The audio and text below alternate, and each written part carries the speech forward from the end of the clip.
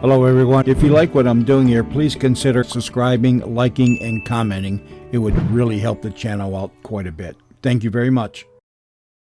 Radio Mystery Theater presents...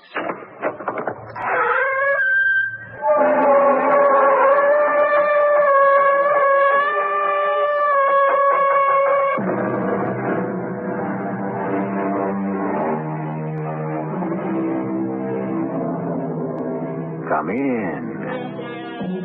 Welcome. I'm E.G. Marshall.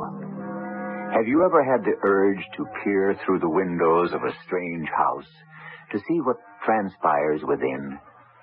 Have you ever wanted to open and read a letter not addressed to you? To intrude upon the confidences that do not concern you? Have you ever found yourself straining to catch the words that pass between two people you don't know and who don't know you? If you have, and I think there is no one who has not, then you have felt the itch of the eavesdropper, which is to learn secretly that which is private. I reached out my hand and touched him. He felt cold. I whispered the question softly. Softly.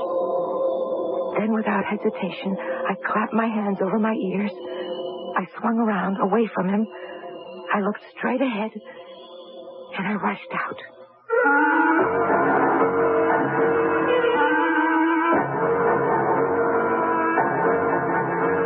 Our mystery drama, The Eavesdropper, was written especially for the Mystery Theater by Elspeth Eric and stars Teri Keane.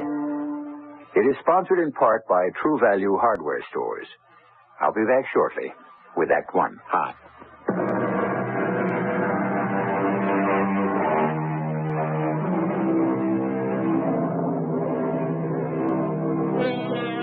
Those who eavesdrop never hear good of themselves. So goes the old adage. And like most old adages which have been handed down to us through the years, it contains its own kernel of truth. But what of another employment of eavesdropping? Employment to a specific purpose. One which predates the adage by many centuries. One which we propose to tell you about now. It's so hard to tell what's right from what's wrong. Don't you think so? Yeah. I've always found it very difficult. Maybe you don't have that trouble. Some people don't. Do you? Oh, I don't know. Yeah. And my husband had no trouble at all. He always knows what's right. But, of course, Martin is very brilliant. Martin graduated in the top 10 percentile of his class. I don't even know what percentile means, but I know it's very good. You know what it means? Percentage? Yeah, something like that. Very near the top, almost the best, something like that. Yeah, I think I'd like another drink.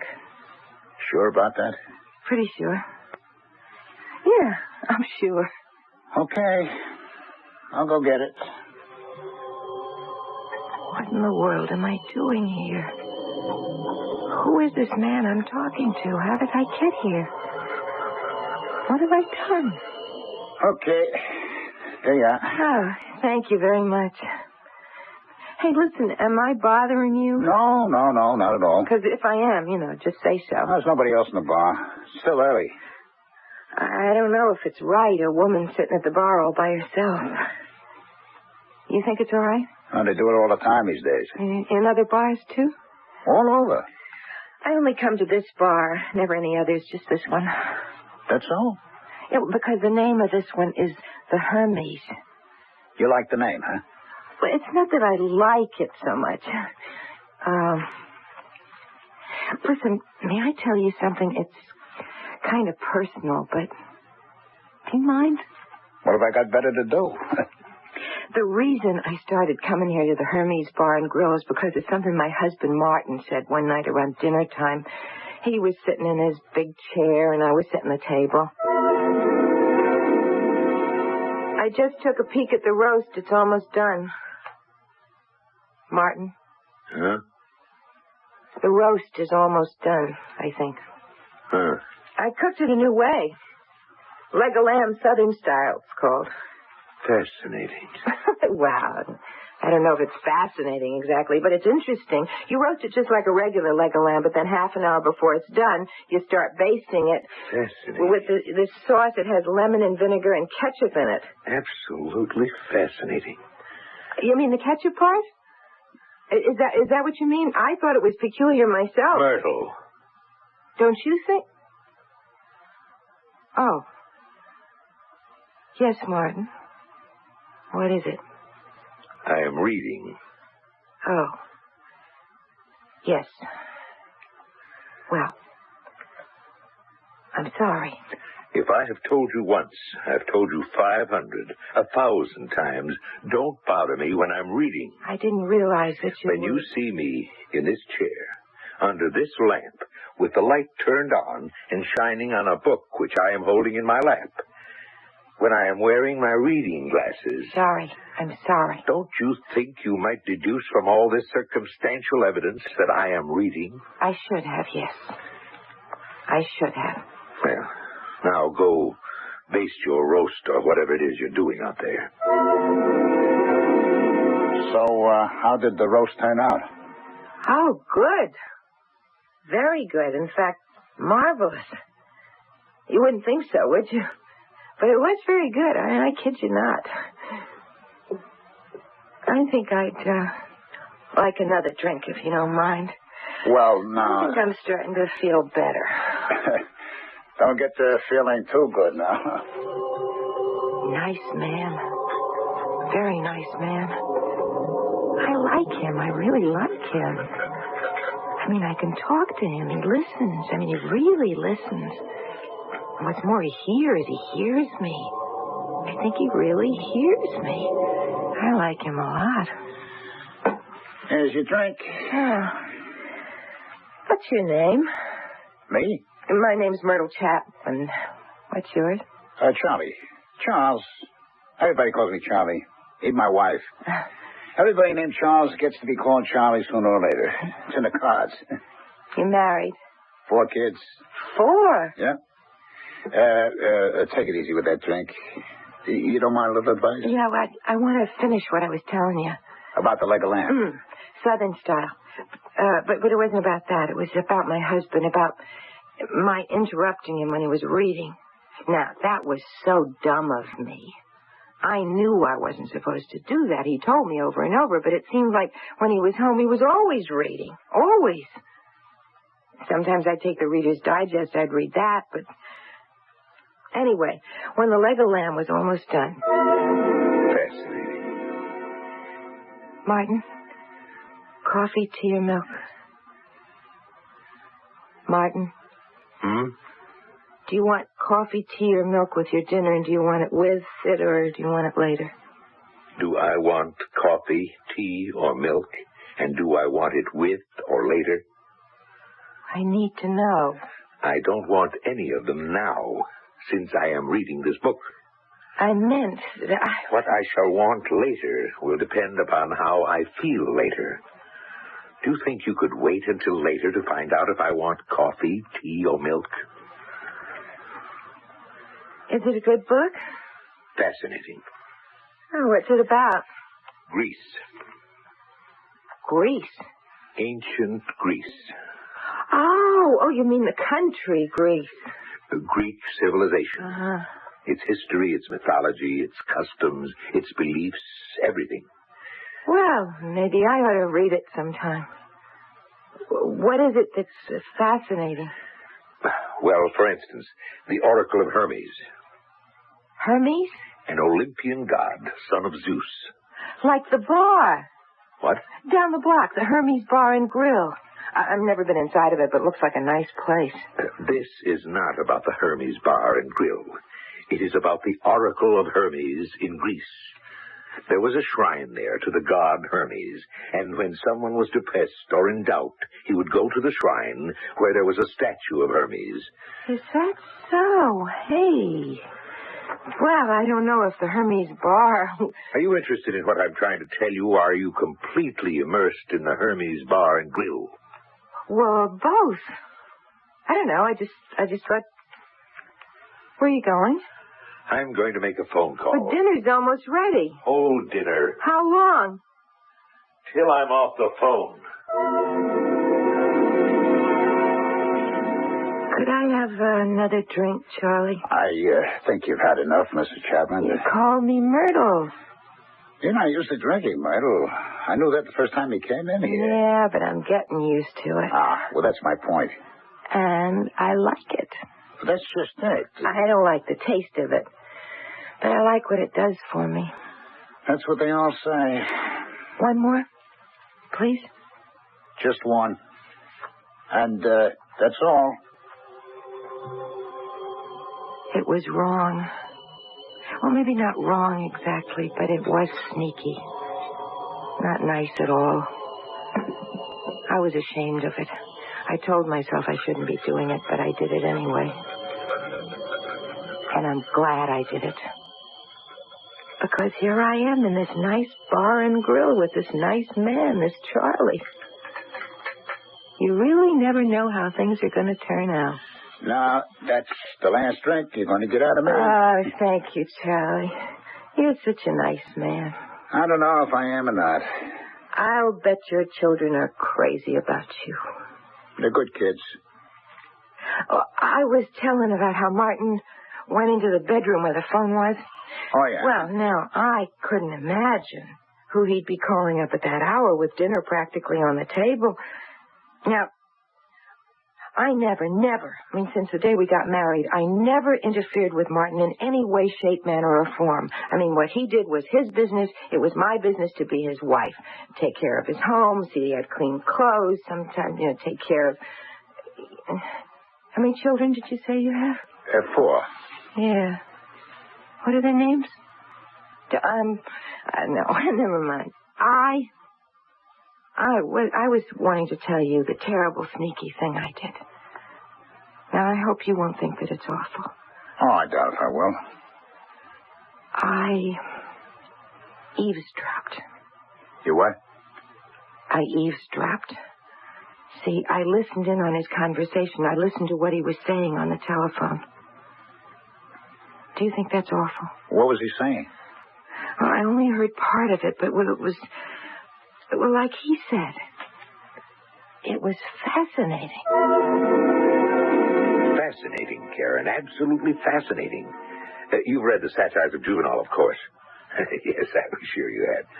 Remember the part about women's passion for having their fortunes told, how they'd run to an astrologer, anyone at all who'd interpret a dream? Of course you remember. I forget you're almost as well read as I am. Well, I have a new one for you. It seems that in Farai there was a shrine to Hermes, and anyone who wanted an answer to a question, something troubling, perplexing, went to this shrine. There was a statue of Hermes there, and the troubled person, after making a donation, of course, to the shrine... Yes, a donation, what else? After that, he was permitted to ask a question of the god, whisper it into the ear of the statue. Wait, hold on a minute, I'm not through. Right after asking the question, the questioner would, quick like a rabbit, put his fingers in his ears. Yes, stop up his ears so as not to hear anything. He'd keep his fingers in his ears till he left the shrine. Then, well, hold on. I'm about to tell you, Karen. Then he'd go about his business, go home, wherever. But wait, I haven't given you the zinger. This is what makes it all so fascinating. On his way home, or wherever he was going, the very first thing he heard anybody say, anything, that was the answer to his question. How about that?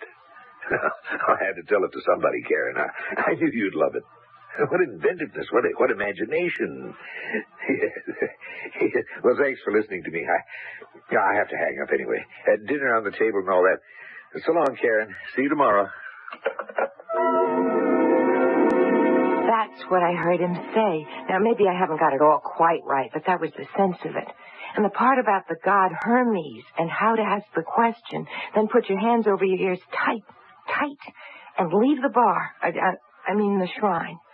Then take your hands away and listen to the first thing you hear anybody say. No matter what they said, no matter who they were, that would be the answer to your question. I got that part right. I know I have.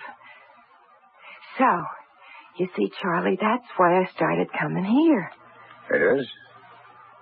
You do understand, don't you? I don't know if I do, Myrtle. Why don't you let me bring you something to eat, huh? Like a sandwich? No, I don't A want chicken anything. sandwich, a cup of coffee? No, How does that sound, I don't huh? want Come on, anything. you sit right there. You just sit right there. Next to the statue of Hermes, huh? All right, that's it. You just put your little hand on his foot and you sit right there while I tell the chef. Nice chicken sandwich, all white meat, okay? Okay. Just sit there. I'll be right back. Oh, Hermes. I hope I've done the right thing. It's so hard to tell sometimes.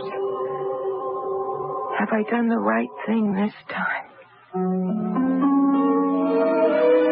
There are so many questions. We spend our lives asking, and no sooner is one answered than another arises. We go to our parents, we go to our teachers, we go to our priests, our rabbis, our ministers, and they do their best to give us answers, but the baffling truth is that while they are giving us answers, they are asking questions too.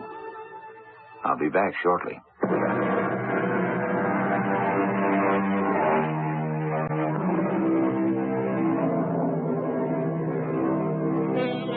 If our parents could not answer our questions, if our teachers could not, what really is wrong with going to a statue of Hermes, son of Zeus, and whispering in his ear, then stopping up our own ears with our hands and running away without waiting for an answer?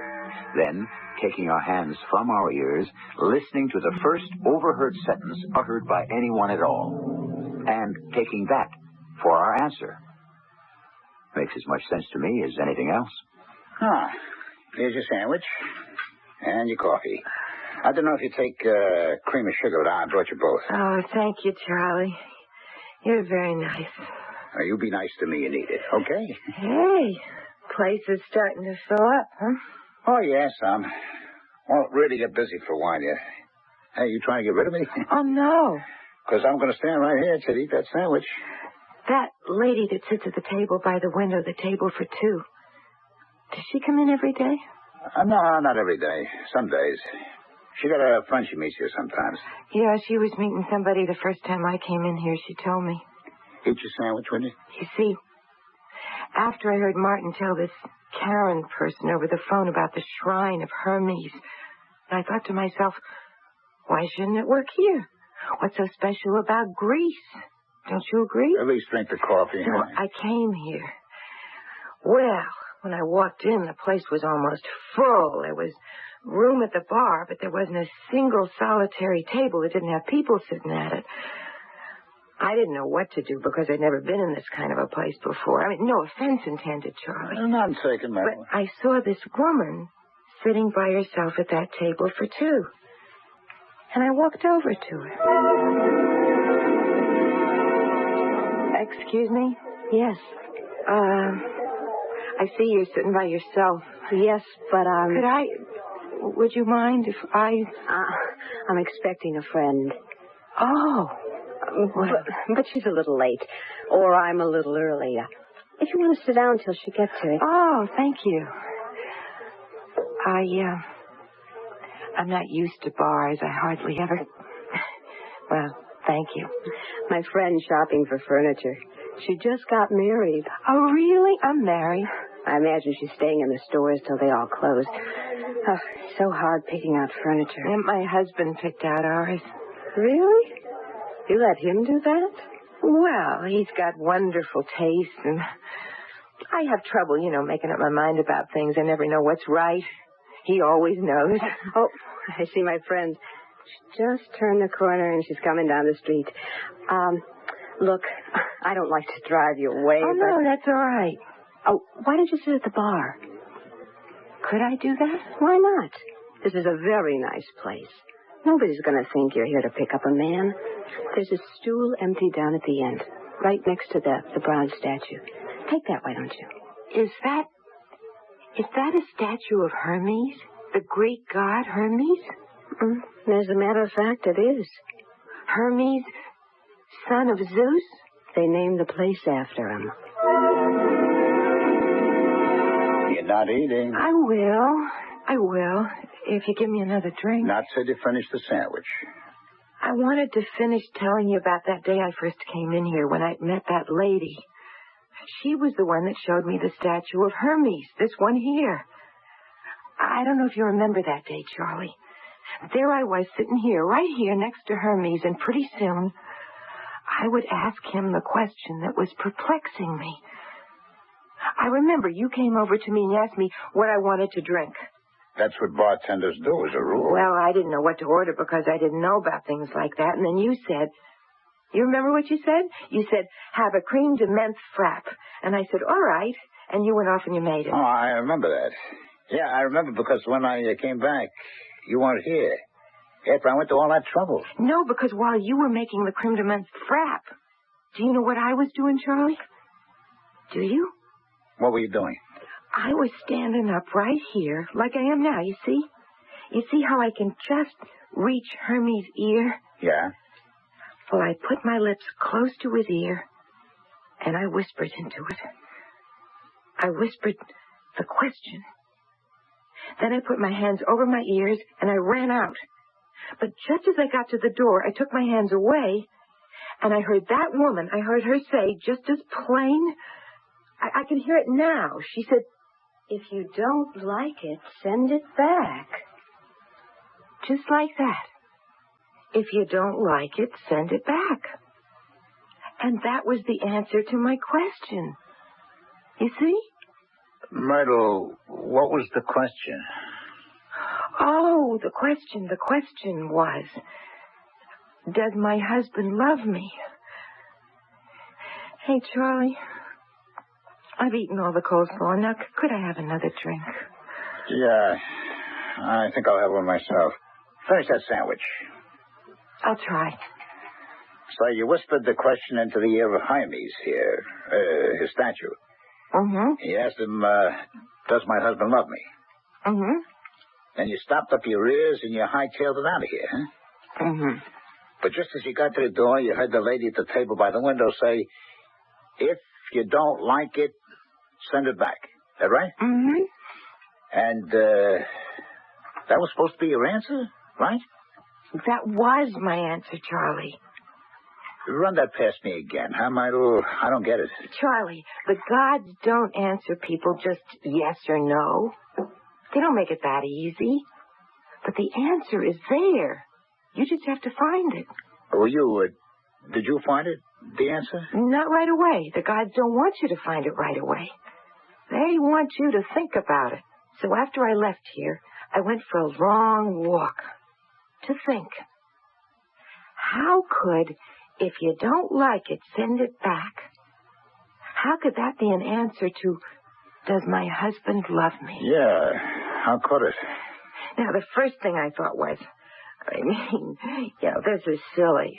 She's just talking to her friend about the furniture she was buying for her new home, her friend having just got married. Oh, that sounds reasonable. She was telling her if you don't like the furniture or some particular piece of furniture, why send it back to the department store where you bought it, right?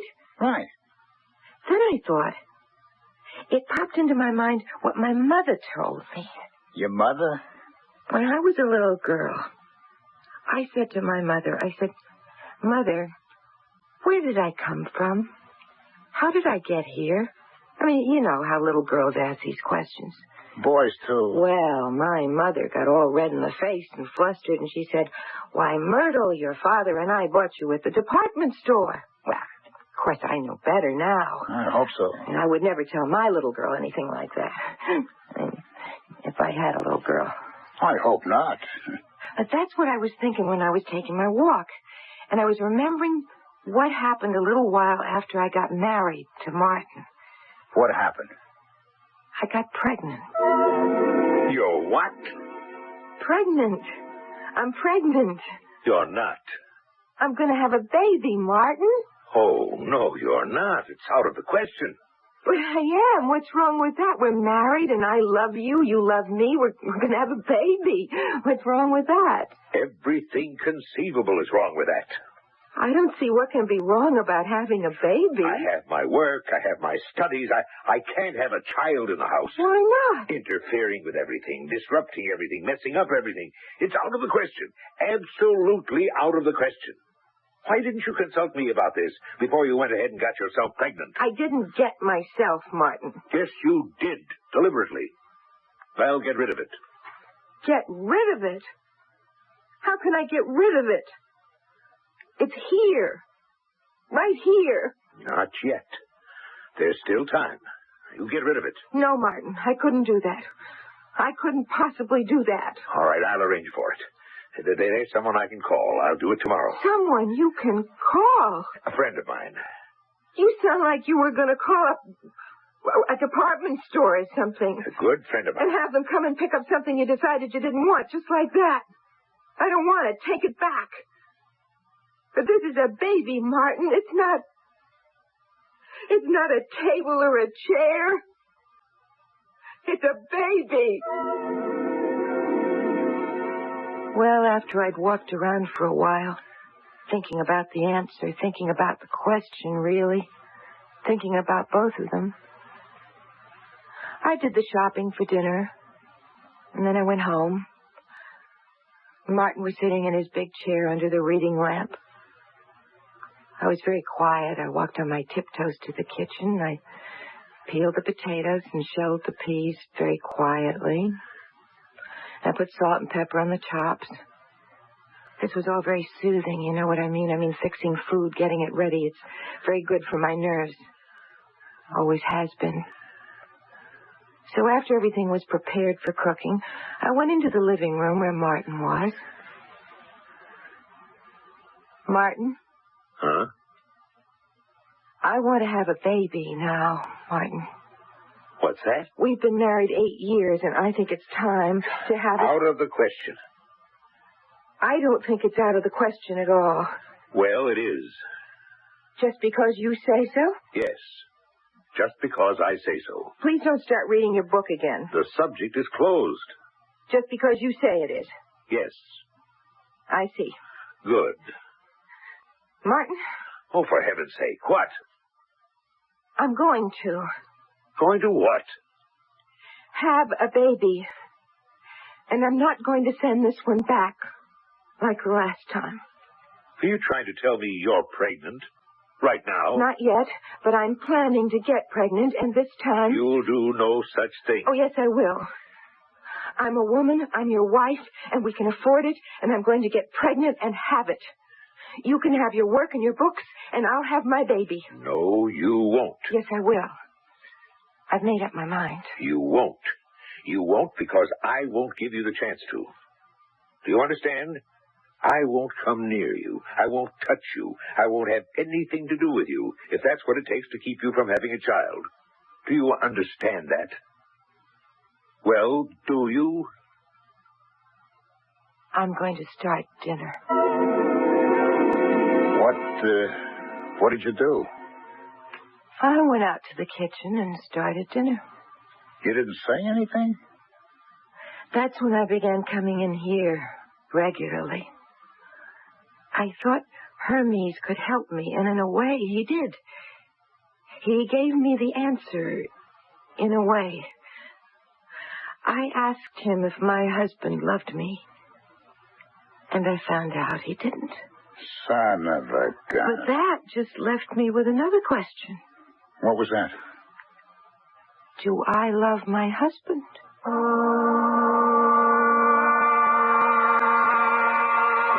Life can be seen, if you so choose, as one question after another. Just as we find an answer, another question arises.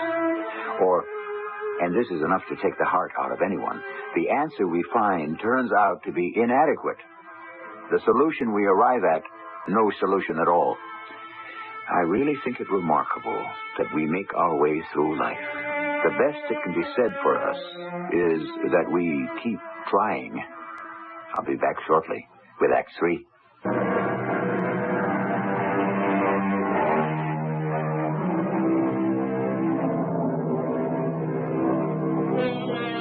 The thing that interests me about the Oracle of Hermes is the stipulation that the questioner should not listen for the answer, should, in fact, go to great pains to avoid hearing it. Makes you wonder, doesn't it? How many answers lie ready at hand, If only we would take our fingers from our ears and listen. Oh, how could you love a man like that, Myrtle? You're entitled to have a kid. Every woman's entitled if she wants to. That's true, isn't it? Darn right. Charlie, give me another drink, huh? No, you had enough. Please? You just finished telling me what happened, then maybe I'll get you another drink. Maybe.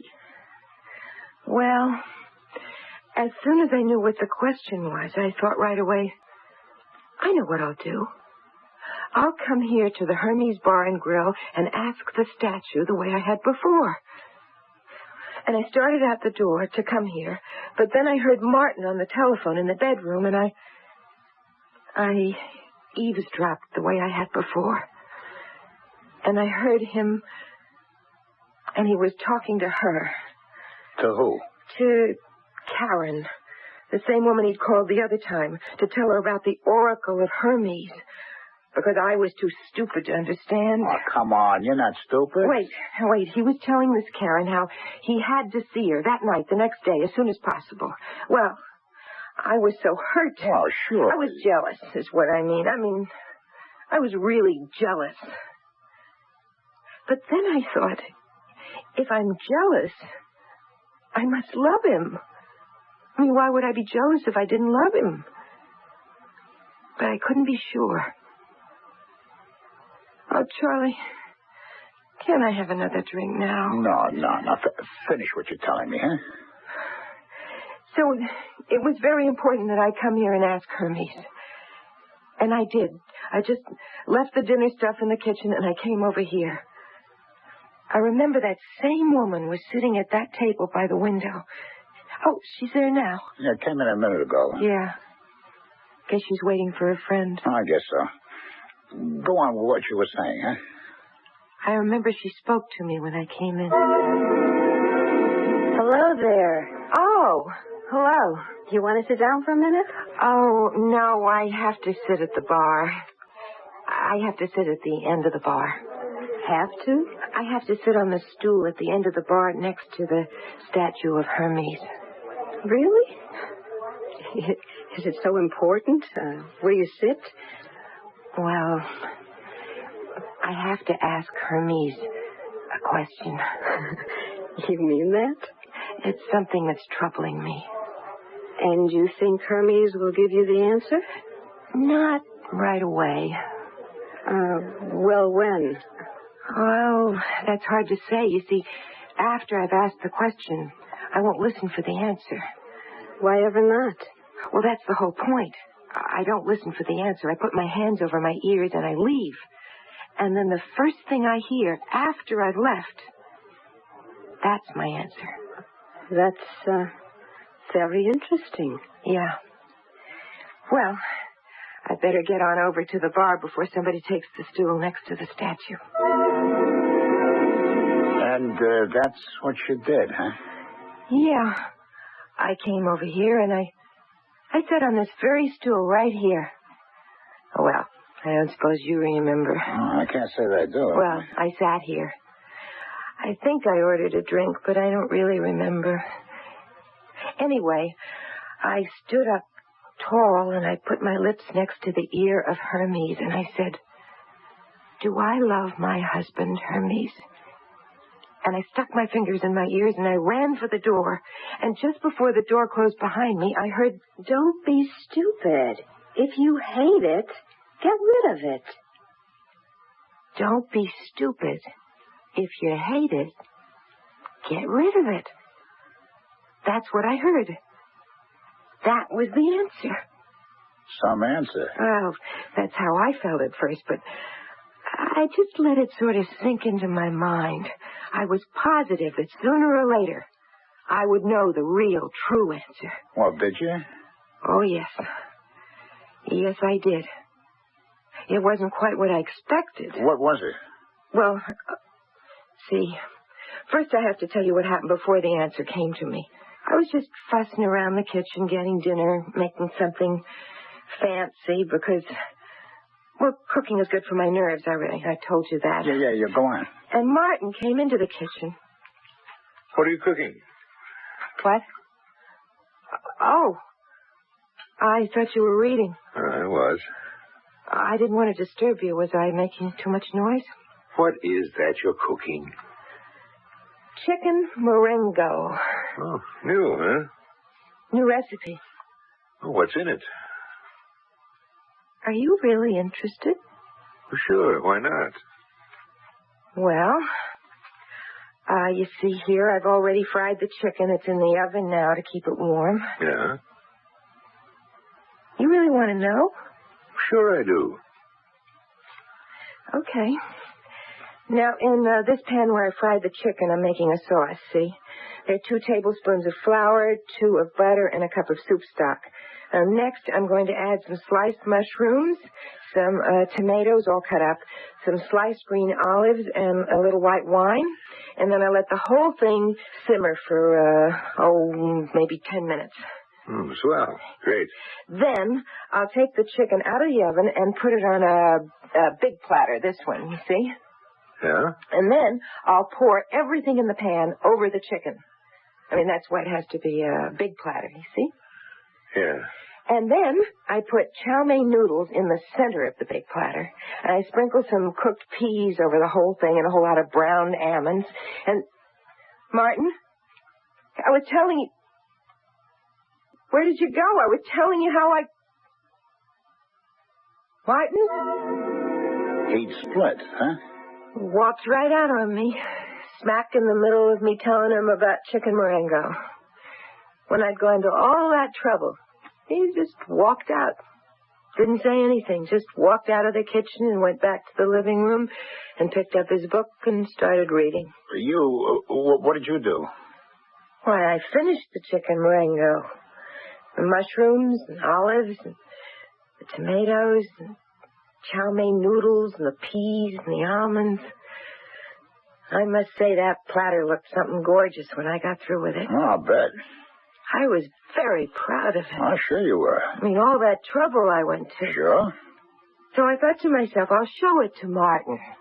He'll be pleased. Yeah. Well, he wasn't pleased. No? I don't know why I thought he would be. Oh, any man... But I took it into the living room where he was reading to show it to him.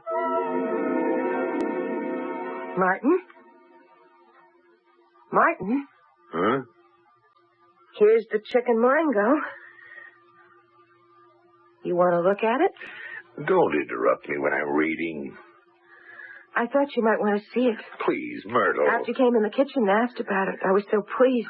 For heaven's sake. I really thought you were interested. Interested in something I was doing. Interested in me. But you weren't, were you? You were bored stiff. You were trying to act nice because you won't let me have the baby I want. You thought, let's kid the little idiot along. Let's make out like she means something. Give her a break. Let her feel important for a minute. I'm so bright. I'm so brilliant. I can afford to give her a minute or two of my time. Pretend that I'm interested. But you couldn't, could you? You couldn't even pretend. Not even for a minute. Not even for one lousy little minute. Myrtle. Hermes was right. Hermes gave me the answer. No, Myrtle. Don't be stupid, he said. If you hate it, get rid of it.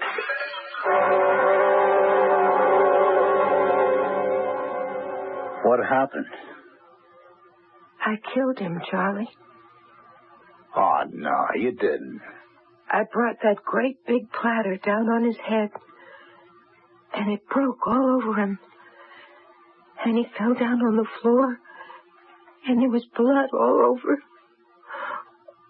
the floor and all over his head. And some got on me, look, you see. And he didn't move, and he wasn't breathing at all, and I didn't know what to do. Oh, now, wait, listen. So I came here. I wanted to ask Hermes what to do. I wanted to ask somebody. Somebody's got to tell me Wait. Now, hold it. Dr. Haywood. Because, see, I don't know what to do next. Dr. Haywood. Yes, Charles. Could you come here for a minute, Dr. Haywood, please? There's got to be somebody to tell me, somebody who knows what's the right thing to do now.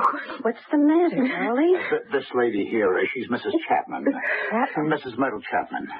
Oh, Mrs. Chapman, could you stop crying and tell me? I'm sorry.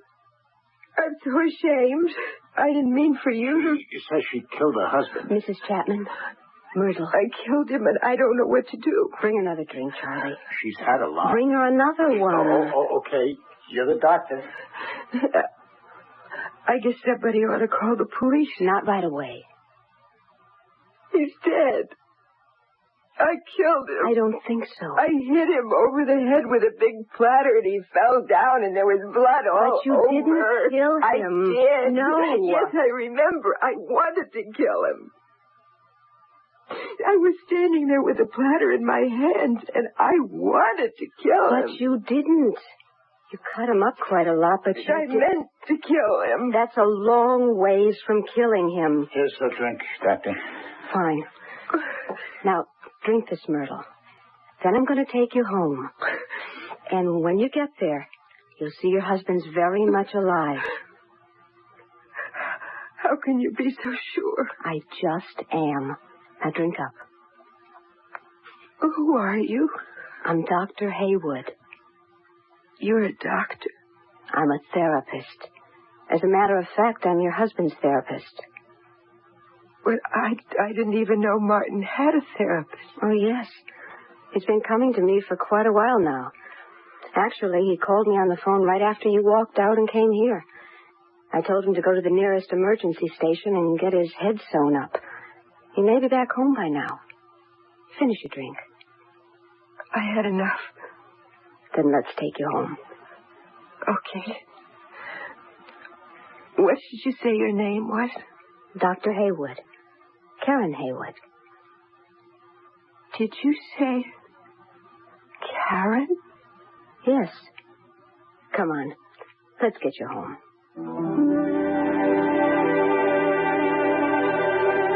If you're complaining about the long arm of coincidence in our story, stop and think how large a part coincidence has played in your life. Had you gone to another place than the one you went to for your vacation, would things be precisely as they are now? Had you chosen the profession you really wanted instead of the one you settled for, would you be happier now or less so? It's impossible to tell, of course, but you just might find the answer by whispering in the ear of Hermes. I'll be back shortly.